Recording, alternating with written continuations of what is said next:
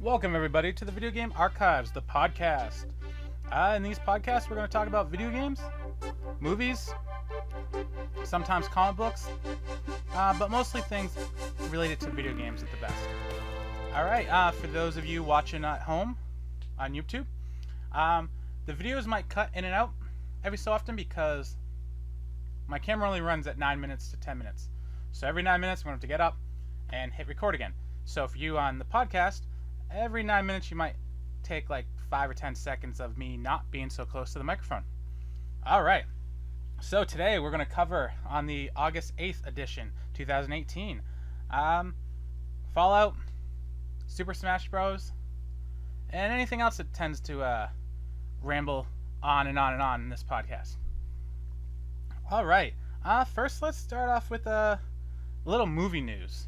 So MoviePass has changed their subscription plan for the 9th billion time in the last 3 weeks. So for you that have MoviePass, like I do, they're changing it to 3 movies per month for $9.95. So it used to be unlimited, which obviously everyone knew that wasn't going to work out. But I signed up because I was like, you know what? Might as well get as many movies as I can in before the company went under. But now it's down to 3 movies a month for $9.95. And that's still a great deal. I think I mentioned that in the last podcast, that if they went, maybe limit it to like 3 movies a week. But they went 3 movies a month. You know what? It's not unlimited, but how many movies out there are you really going to be seeing in a month? And they will be given a $2 to $5 discount for any additional movie tickets purchased within the billing cycle. So for places like me, I have a movie theater that on Tuesdays offers $5 tickets. So maybe if they're giving me the $5 discount, I get a free ticket anyways on Tuesdays. Or at the very least, $3 to see a movie on Tuesday. I'm not going to complain. Yeah, is it not unlimited? No. But still, you see one movie, you've already made back your money. So I don't see the complaint. I'm still going to keep this plan. Yes, there's AMC release in their MoviePass type subscription plan as well. But I only have one AMC around me. So if I'm not in that area, I can't watch a movie for free. So to me, MoviePass is still the better way to go. So yeah, I mean it's not as good obviously, but it's still a great plan. I mean most movie tickets around me are $8 anyways. I still think maybe they should do 3 movies a week and limit it to only matinee showings for $10 a month, and then for maybe 3 movies a week for nighttime showings included, do like a $20 plan. But this is better than nothing, and I still get to see 3 movies a month, which really 1 a week, it's all most people have time for anyways. Well, except one for the first 3 weeks, and then maybe pay a couple bucks for the 4th one. But you know what? I can wait 2 weeks and watch the next movie the next week. Yeah, so that's about it with MoviePass. It's still a good deal. I'm going to keep it. Hopefully it stays up and this helps them bargain. I still think they need to add advertising on their app to make up that extra money to help them stay in. If you see an ad 10 seconds every time you click, not every time, but every time you buy a ticket or load into the app, check movie times, and buy a ticket. 3 ads, free ticket. I think that's fair. All right.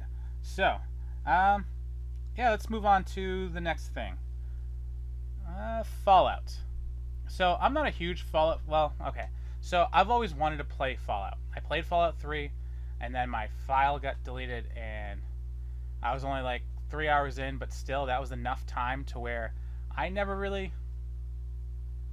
could commit to get back into it. So, I've always just... because I feel like it's such a long game, like Oblivion and... Morrowind and Skyrim, that the anticipation of getting into a game that could take hundreds of hours, it's a little much, especially when you're like, I gotta get past the first 3 hours. But it's been long enough now.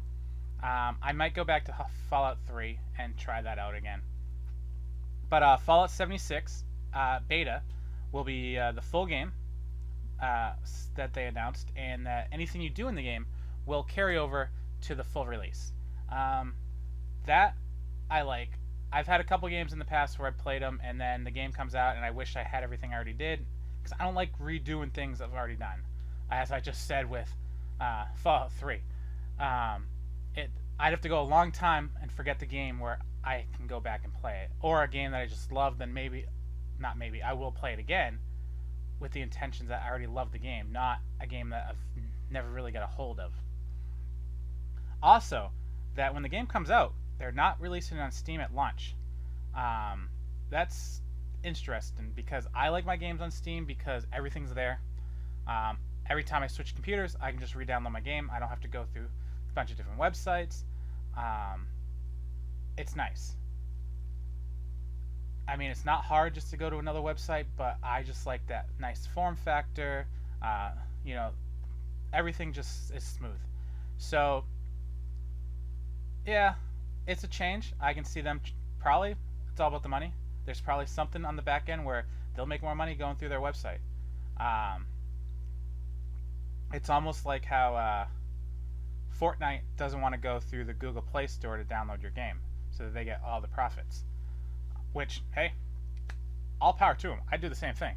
Why split your money with another company when all it is just giving it a nice place for the game to show up in? When anyone who plays Fortnite, well, not anybody, the smart people who understand the internet will know to go to the right website to download the game and not go to, you know, clickbait websites and download the game that way. Hopefully, I mean, we're in 2018 now. People should know that don't click on anything until you research the website and made sure that it's the actual place you should be downloading. But people are still falling for it. So I guess, you know, for those people, that's not going to be a good thing.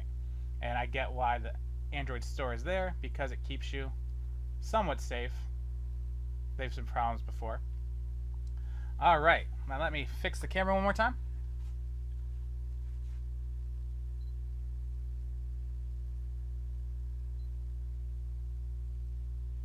Alright guys, and we're back again. So let me put my timer on. I don't like this timer on my new phone. Or my old phone. It doesn't work the same. Alright, so moving on. So next up, so let's go in a little bit of movie news. So Batwoman for the CW's cast its Batwoman. Ruby Rose. The only thing I've seen her in is the Triple X movie, the new one, and she was a badass. She was a tough girl, and I really liked her in the movie. She played it well. And yeah, I think it'll be good. From some of the trailers I've seen from other things she was in, she looks like she has a great fighting style to really carry over. Obviously, yes, there's stunt women and stuff like that, but you want to believe she fits the role. And from her other stunt work that people have covered, it looks like she'll fit it fine. So yeah, that's exciting. I kind of want to see how they're going to work that into the Arrowverse's backstory and everything. I'm kind of tired of Arrow. It's kind of getting to the point where I wish they'd kill off half the characters and start fresh. At least have it end with a villain actually winning and not just next episode, oh, everything is pretty much back to normal. I think if they got rid of some of the fat around it and just, you know, start fresh with Ollie somewhere else, I think you could really add a whole new breath into the show and go another 3 or 4 seasons. You know, a lot of shows are scared to do that, but hey, at this point, it's either they either cancel the show or really give new life. Especially if they want to keep calling it the Arrowverse. Alright, next up. So Negan from The Walking Dead is going to be a character in Tekken 7. Now, I haven't played a Tekken game in a very long time, but this is intriguing. I kind of can't wait to see how his fighting style is going to be. Is he always going to be able to use that bat and go for home run hits? That would be cool. I kind of wish it was a Mortal Kombat game more often than not, so he could have a finisher where he bashes your skull into the ground. Uh, Spoiler, like the TV show. Um, but it's a Tekken game, and you know what? I don't understand why they went this route, but I'm intrigued. I don't think it's enough to make me go out and buy a Tekken game for the first time in a long time, but if the game drops to like $20, I might pick it up just to mess around with it.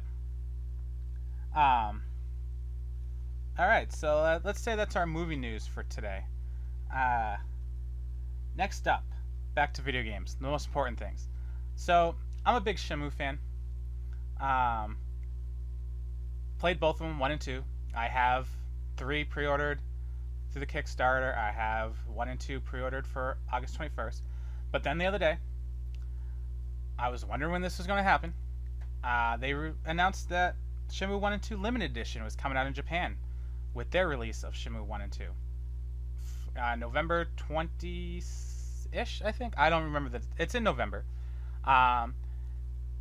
And I pre-ordered 2 games here in America, one for the Xbox and one for the PS4. But I was like, all right, well, I guess I'll cancel one of my pre-orders. And now I have to get the Shenmue 1 and 2 Limited Edition. It was really easy to do as well. Just sign up for an account on Amazon Japan's website and buy the item and put in your address. And it only cost me $50-something to buy a limited edition when the regular game's $30. It seemed like a good deal for me. So soundtrack, poster, that's sold. Now the question is whether I'm going to open it. Yes, I'm probably going to open it because I want to get the soundtrack. And I only bought the game because I love the box cover it has on it, so I might as well get it. So yeah, that's coming out. I'm excited. If you guys have never played Shenmue before, yeah, buy it on August, play it, and then if you really like it, see if the limited edition is still available. Hopefully it made a lot, and it's not a very limited edition.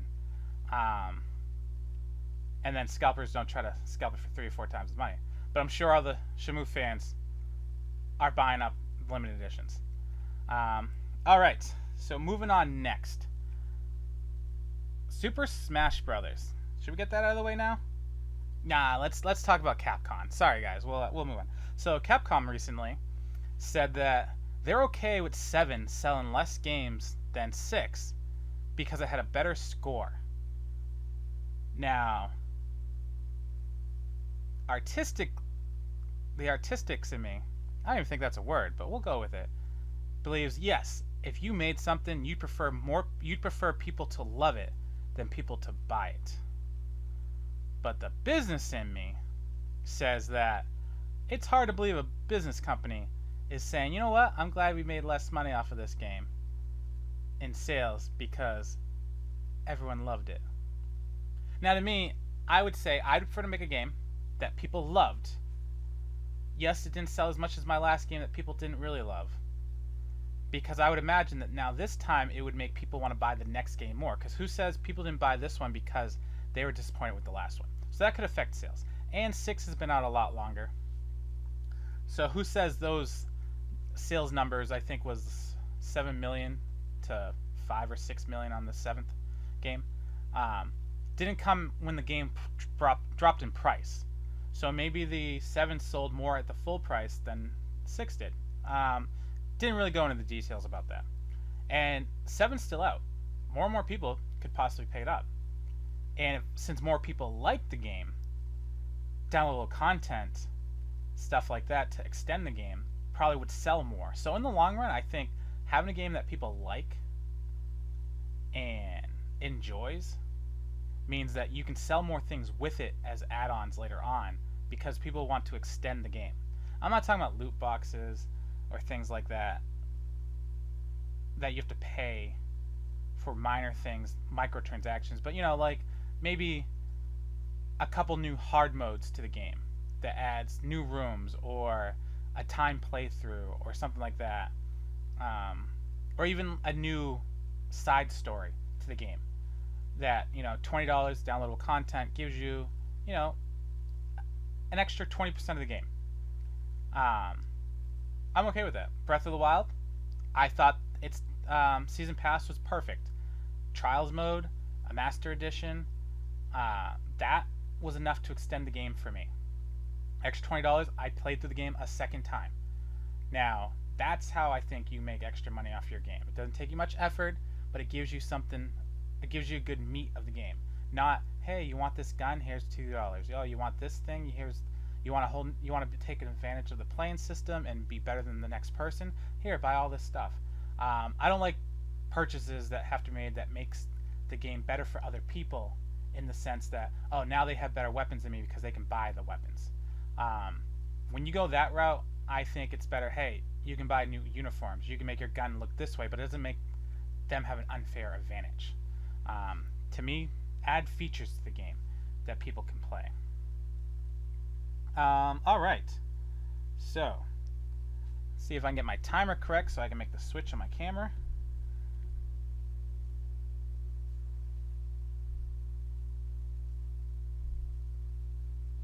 Here we go again. Okay.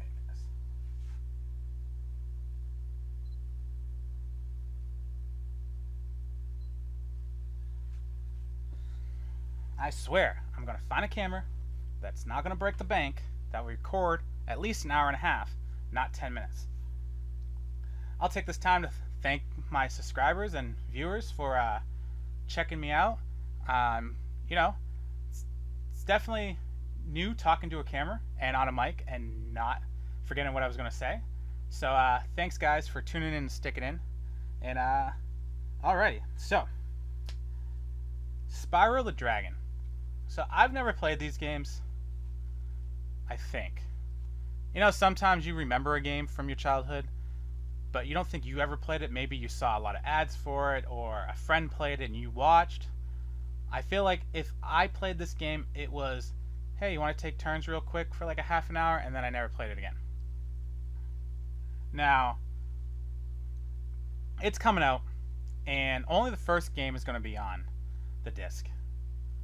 And the other two games you have to download. I really, really hate downloading games, especially with the recent game like the X-Men game that was taken off the store because they didn't have the rights to sell the game anymore. So how are you supposed to buy it now? You can't. So what happens if Spyro decides that, hey, you know, we can't sell the game on the store anymore? I mean, I don't see that happening, but what if it does? That means if my PlayStation 4 or Xbox One or Switch or whatever video game console any games for, and the store stops selling, I can't buy that game ever again. The game is literally lost, kind of like the Wii store.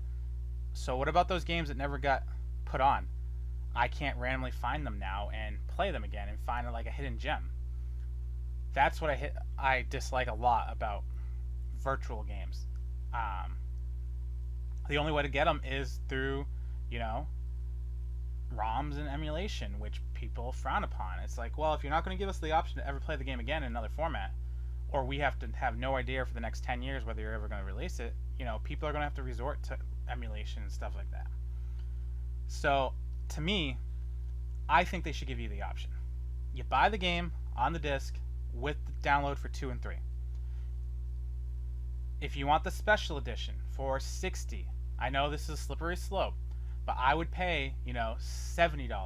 If the game was originally $60, I'd pay $70 if all 3 games were on that disc. It's an extra $10, and I know I have the game forever. I mean, we video game players, a lot of us buy physically because we like to have it physically. I like to be able to go up, look through my games, and grab them. I don't know how many games I have from the PlayStation Plus membership and Xbox Live Gold that I forget about because I don't see them every day. When I go to play my Xbox, I already have a game in mind, or if I'm looking for a game, I go to what is right there without having to turn on the system. So I'd pay the extra $10 for a special edition. Is everyone like that? No, but it's worth a try to see if, you know, that would keep physical games being made instead of like, oh, we're going to release it digitally. Okay, I get that's cheaper. Can you do a Kickstarter pre-order for your game? You know, to see if anyone would pay instead of, say, let's like it's an indie game for $20 virtually. Hey, do a Kickstarter because you can't afford to do the upfront price. Okay, well, do a Kickstarter with the as the game's announced and say, hey, if you want a physical version of this game, it's $30, and you'll get a physical edition as long as we hit our goals. Because you'll know ahead of time how many people you need to make, how many games you need to make, how many copies will sell, and then ship them out to them. Alright, I guess, that's, forgot to hit the timer. I'm going to have to get up from that camera again without knowing. Alright, so, that's kind of how I feel about that. Let's move on. So,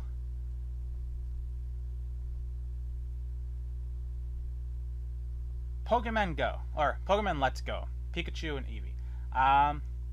Apparently, they're going to be having Mega Evolutions in the game too. I've never played a Pokemon game with Mega Evolutions, so to me this is kind of new. It just looks like, Charizard, Blastoise, the final evolved Pokemons that I remember from my childhood get one more bonus boost. I'm not entirely sure what it is for each character, but it definitely adds a new outlook to the game. And I don't know if there's all the Pokemon are getting it. It looks like it's just the original 3 right now, and it'll temporarily change them. So it's like a short little boost, and it's a nice little feature. I still hope the game plays where you have to battle the Pokemon to catch them, not just Pokemon Go style and throw them. But I'll pay extra for that, and I'm cheap, so I'd pay the extra $10 for that. It means a lot. Because at this point, I don't know if I'm going to buy the game if it doesn't have that feature. I'll try a demo, and that would have to sell it to me, hopefully. Alright. Let's talk about the Switch. Yeah, let's talk about the Switch. Or Nintendo. So Nintendo had a Direct today. I'm sure a lot of you know about it. So they announced some new characters. Belmont and Riker from the Castlevania series. Sorry, drawing a blank. And Riker is an Echo Fighter, as they call it, for Simon. So they fight pretty much the same way. They look cool. I like the added feature. See, I've never played Castlevania, except for trying it out real quick on the NES console, Classic. I think it's on that one. And it seems like a cool game. And the video for it, he looks like a cool character to play on Smash Bros. So I'm excited for that. They also announced that Donkey Kong's villain, King K. Rool, the big crocodile from Donkey Kong Country 1 for the Super Nintendo. I like that. He's a cool big character. I don't really usually go for like the King Koopa or the Donkey Kong players characters in the game. I kind of like the ones with the swords and the weapons, but it is nice seeing it. It's a good element. Also, Dark Samus, I think they're calling it, which looks kind of cool. I mean, it's just an Echo character, but it's nice having a cool skin. I did like how they announced when you have the character selection screen, you can either have each character as a separate character to click on, or you can make the Echo characters combined so you know who exactly they are. I kind of like having them separate.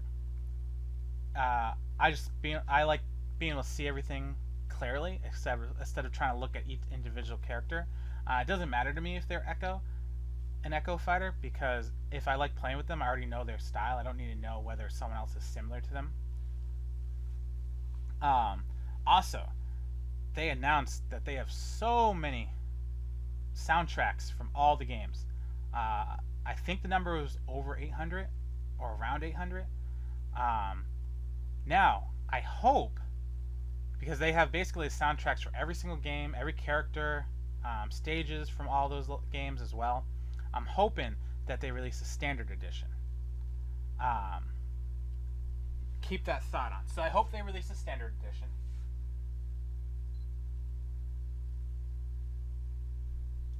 And not a standard edition. Sorry, a limited edition.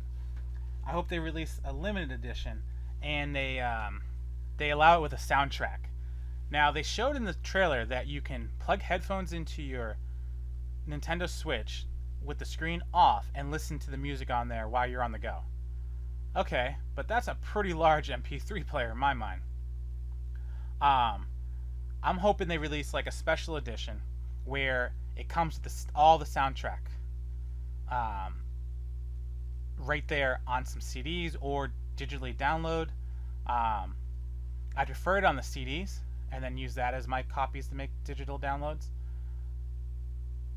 because then I can listen to all the favorite songs from every character in the game. That's literally a pretty vast library of music from Nintendo's history and some of the other characters' histories. So I'm hoping that that pops up, or at least it's a feature added on later.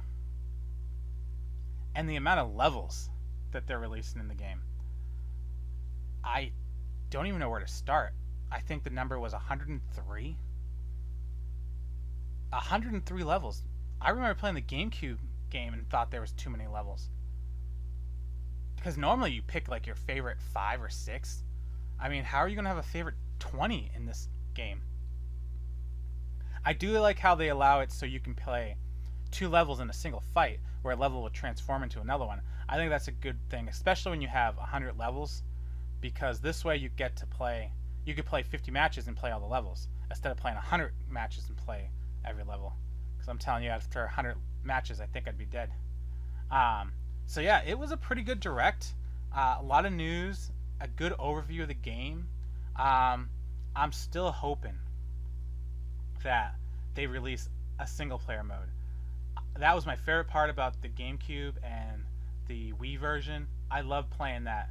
The GameCube better than the Wii, but I love playing that kind of like side-scrolling platform Super Smash Brothers single player, because it really taught you how to play the game, and it gave you a fun way to learn all of the little tricks with each different character. And I was disappointed when they didn't put it in the Wii U. I basically didn't play the game because I really only wanted to play the single player mode. The multiplayer was just, fun with friends at a party. But when I'm not at a party with friends, I want to play the single player mode. I'm hoping that in the trailer they showed the main menu and they blocked out a little square saying something we can't show you yet. I'm hoping that that's the single player thing that they're going to show you, because they showed so many modes and fighting things in this game and everything else that I can't imagine that there's an extra thing for multiplayer where they need to hide it. They showed tournaments mode. I mean, they have bracket systems and everything. So the only thing I could see that they could not be showing would be the single player. So let's hope. I'd be very disappointed if that isn't single player. I'm definitely going to get the game either way, because at this point, all my favorite characters, all the levels I could ever want, all the music. I mean, it's literally everything. But to be ultimate, in my mind, you have to have all the modes of the other games too, which means you need the fun home run mode. You need the single player mode. You have to have all of it. If you're going to call yourself ultimate, that's what you need. I was kind of hoping they were going to show some other things. I know it was a Super Smash Brothers Direct, but maybe ending it with teasers to some other games that are going to come out in the next Direct maybe would have been nice, just to be like, oh, they're still talking about that game. I do have to say, the way this one opened up with the Belmont Castle, Dracula and all, that was such a cool looking intro. It kind of made me wish Luigi was doing a Luigi's Mansion game in that castle with all those undead and everything. I think Luigi Mansion Castlevania crossover is what we need. Instead of Simon, we have Luigi and his plunger going after all the undead to save Mario from Dracula. Alright, you heard it here, guys. That's what they need to do. Alright, what else? I'm glad my timer's working. Now I know how long I have until I have to get up again. So we covered Spiral, Capcom, Shamu, Batwoman, Movie Pass. Alright. I guess now let's go into our rambling.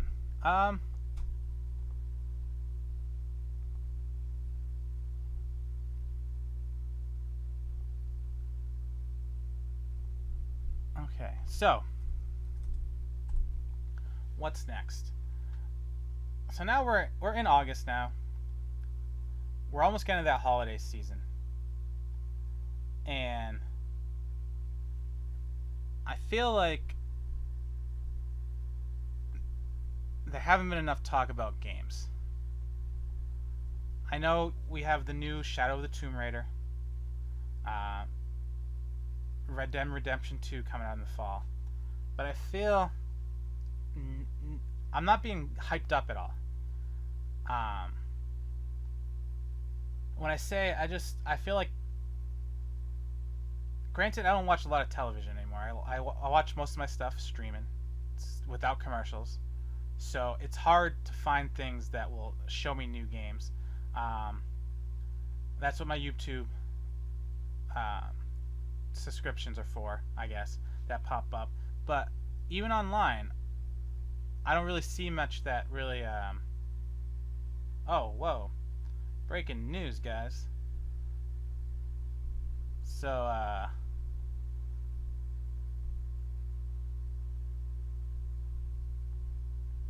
for Europe, anyways, apparently, that a Super Smash Bros. Ultimate Limited Edition was announced. This is what IGN was saying, anyways. And from the photo, the box looks massive. So in the limited edition, you get a Nintendo GameCube controller and a Nintendo GameCube adapter with the Super Smash Bros. Ultimate. That's cool. It hasn't been announced for North America yet. But it looks like it's launching over there on December 7th. That's what the rumors are. I hope this thing comes out for one reason. I just want the box. The box is really cool. For you guys that are there watching online, I'll try to get a photo right here when it pops up. Hopefully my hand gesture shows it. But for you listening online, it's a long black box.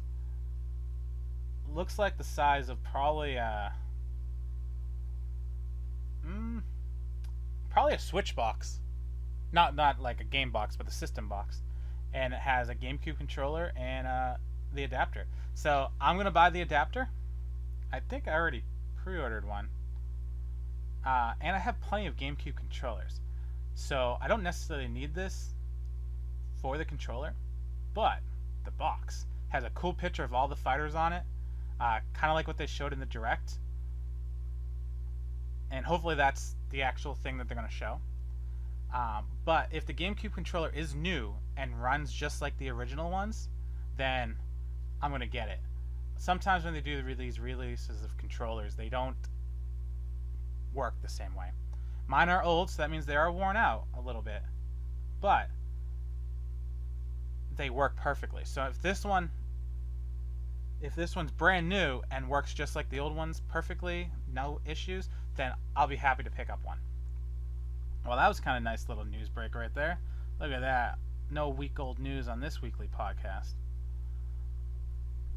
I'm thinking about doing another podcast too on Friday nights, I'm thinking. Or Sunday nights. Maybe Sunday nights. Basically, for that one, it's just I'm going to pick a topic, a video game or something, and just talk about that topic for the day. So maybe, talking about Nintendo, like regular Nintendo NES, to just talk about my thoughts on it and everything about it. So look for that one. I think I'm going to start that one this Sunday. I kind of like this format of just talking about the things, and I feel like a hour-long episode of just one topic will be fun just to reminisce about. All right, let's see what else we can go to, guys. Oops, hold on. Camera time.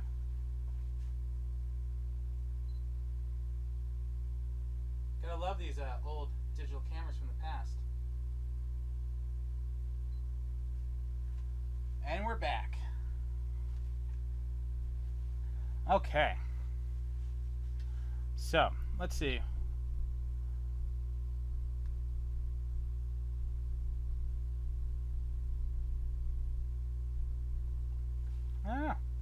So apparently, pre-orders. I just saw a sign for pre-orders on the Spider-Man PS4 Pro console. So I need a PS4 Pro for my VR. And every time I see this console, I just love that controller. I'm pretty sure I talked about it last week, but you know,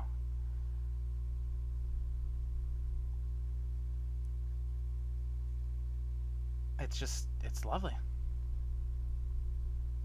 Ooh. So the Construction Con Transformers reissues is at Walmart right now, apparently, according to the IGN website.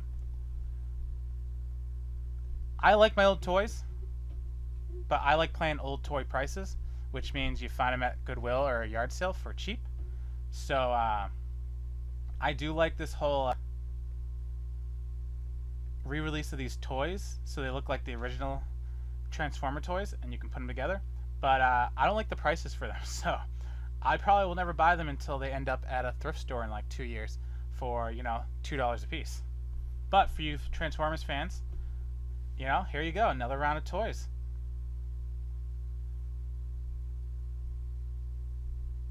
Alright, so man, I thought I wrote down enough so I didn't have to ramble as often this episode.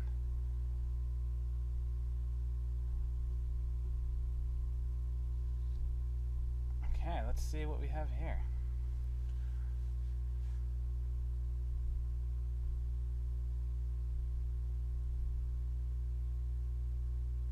So according to the PlayStation blog,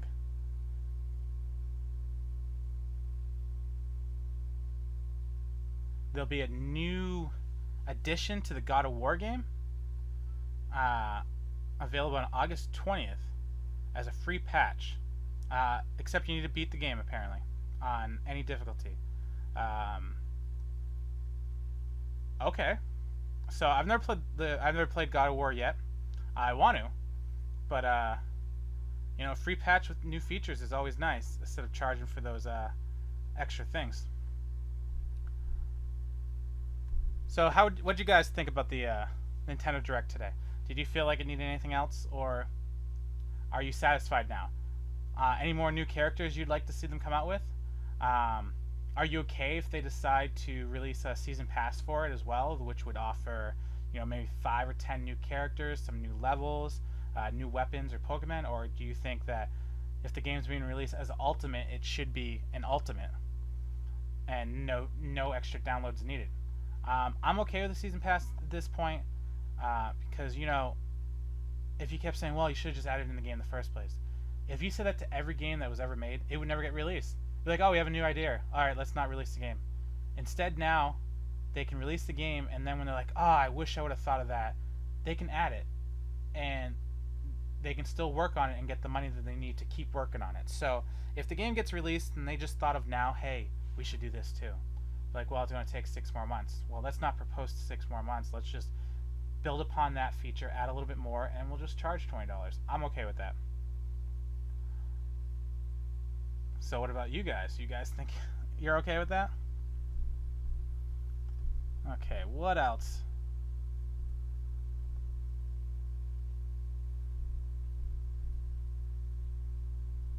I don't know. This might be a short podcast today. I don't have much more left on my notes that I thought I wrote down that would cover the whole time.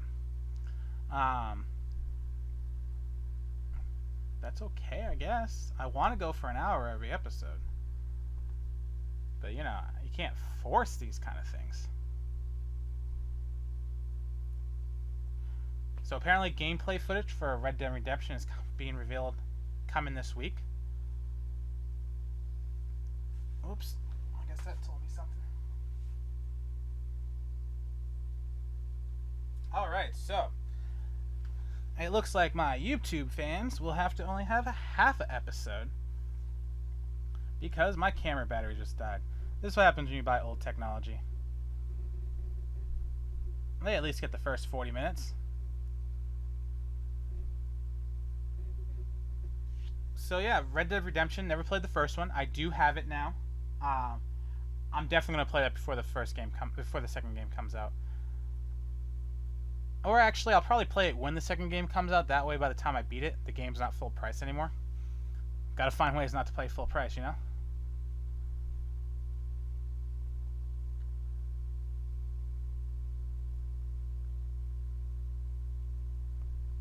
Oh. Xbox One added more backwards compatible games. Uh, that's kind of cool.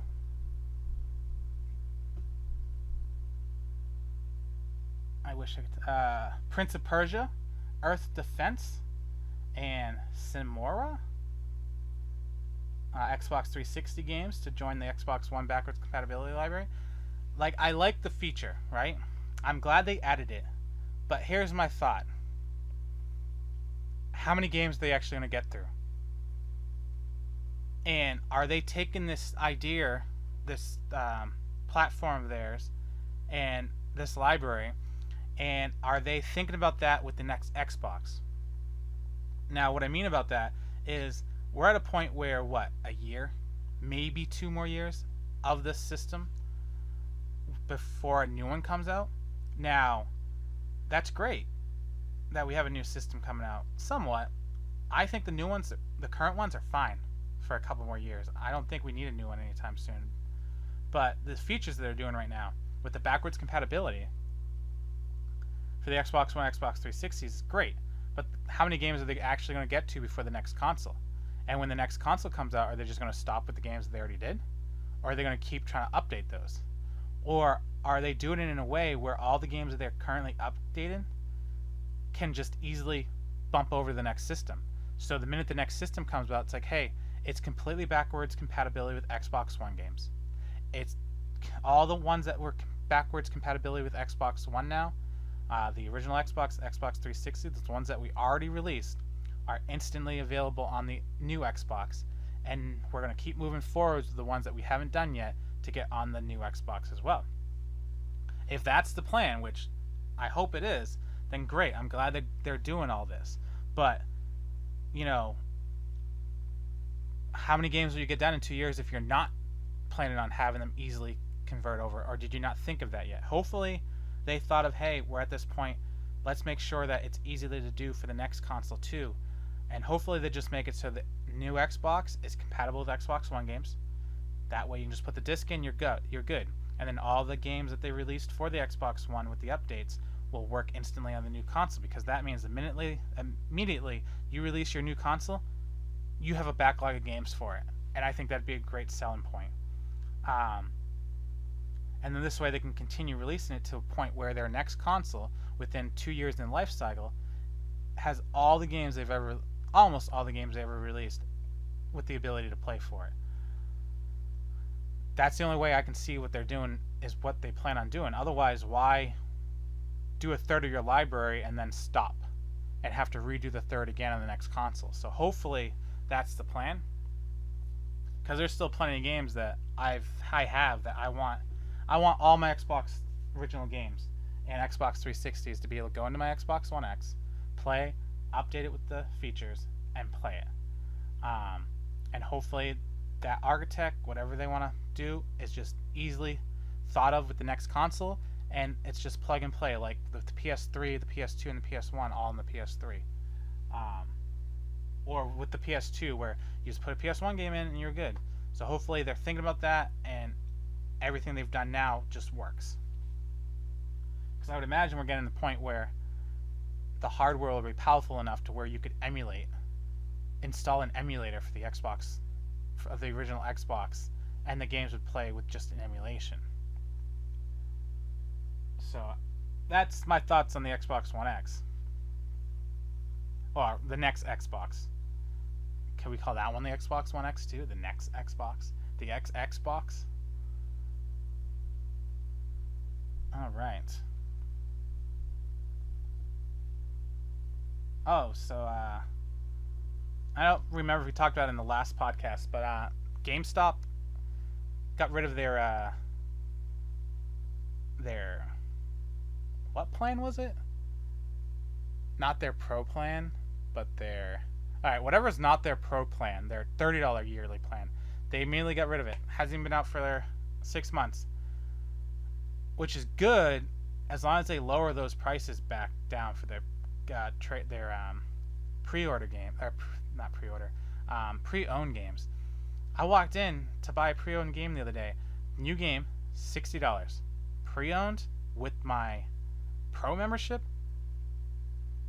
$56.99. What? Or not with my membership, but it was a pre-owned game was $57. So for $3 more, I can buy it brand new. Why would I spend $3 less just for pre-owned? It used to be $5 less. I'm like, all right, $5. That's good, but $3? I know it's only a $2 difference, but that's a big difference. And then with my pro plan, it was like $52, where it used to be $49 or something like that. That made sense having the pro plan. So I think GameStop's either getting greedy or really in need of money. But I'm not buying a pre-owned game without a case, or with like a fake case, for $3 less than what the brand new one would get me. And if that's the case, I'm not even going to walk into GameStop because their brand new games are opened. How is that even brand new? Someone's touched the game, someone's put it into a paper sleeve. So for all I know, they've already scratched it or smudged up or something. So yeah, they really need to work on that. I mean, it could be why they're trying to find a buyer, just because their business model and plan just upsets customers and the customers who want to buy from them. I mean, it works for the mother or father that goes in for Christmas, last minute shopping, and wants a game because they want a physical item. I mean, what kid wants to see a gift card underneath their Christmas tree? Or, hey, we got you this, but you need to go online to download it. It's not, to me, it's more exciting to be like, yes, I got the game, it's in my hands, it's physically there. So, I mean, there's a place for them. They just need to work on their customer service. Oh man, their customer service is the worst. I forget. I remember one Christmas, I was in there buying a game, and I had the case in my hand. I was in the store for like a half an hour. The lines were long. I didn't feel like getting in line yet, so I was just holding the case and looking at games. And I saw this customer come in, walk up, go into the line, and not like have anything. And she asked the guy, it's like, hey, do you have this game? And he looked it up, and he's like, oh yeah, we have it. He grabbed it out of the drawer they had, and then he's like, let me just go get the case for it. And he couldn't find the case, and he saw that I had the case. He's like, hey, can I have the case? I'm like, no, I'm buying this game. He's like, oh no, we already have someone else buying it. It's like, wait, what? And he wouldn't sell me the game. He's like, no, we already have someone else. And he took the case from me and sold the game to the lady who came in after I was already in the store for a half an hour looking around. And I was looking for a buy two get one free, so I'm like, well, you guys just lost my sale, and I left. Worst experience of my life. I'm like, really? So you're telling me if I'm holding an item at a store and someone else walks up and says, oh, do you have this item? They get it because they asked you first, even though I already had it in my hands? Yeah. That was horrible. That was really horrible. So yeah, ever since then I've always had a bad taste in my mouth for GameStop. Alright, let's end it on a happy note. Not tales of a GameStop horror stories. Alright.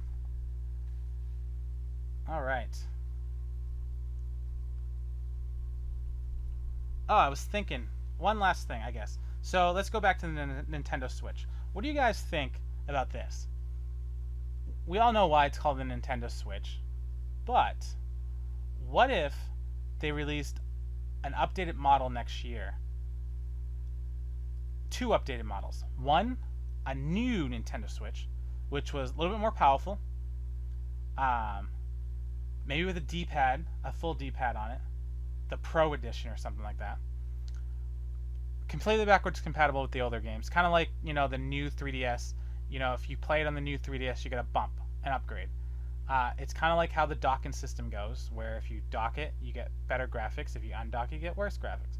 Alright, so you already have the system in place. How about now you update the internals for $299, same price, and you get the new Switch. But I was also thinking, what if they released a budget Switch? Now, hear me out. So in this Switch, it's $100 cheaper.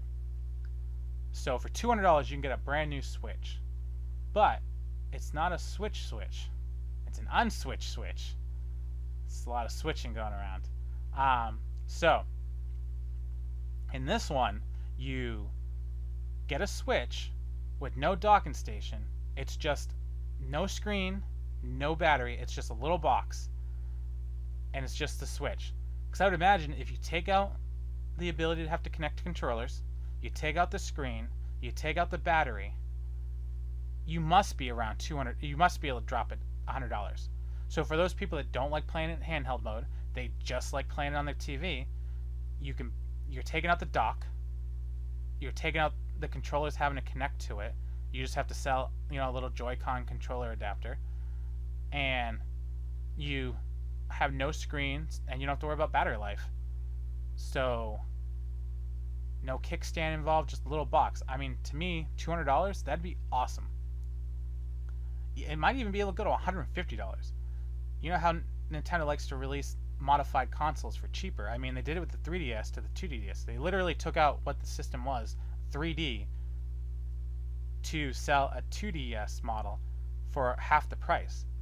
So why not with the Switch? Do an unswitch, a Switch Basic Edition, where it's just the console, no portability, but it's so small at that point.